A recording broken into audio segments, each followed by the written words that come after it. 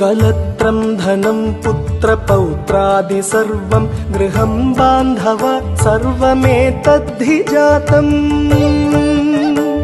मनश्चेन्न लग्नं गुरोरङ्घ्रिपत्नी ततः किं ततः किं ततः किं ततः किम्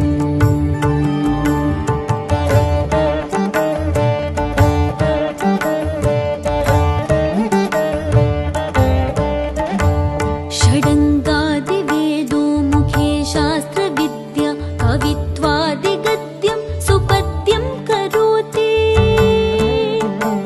मनश्चेन लग्नं गुरोरङ्घ्रिपत्नी ततः किं ततः किं ततः किं ततः किम्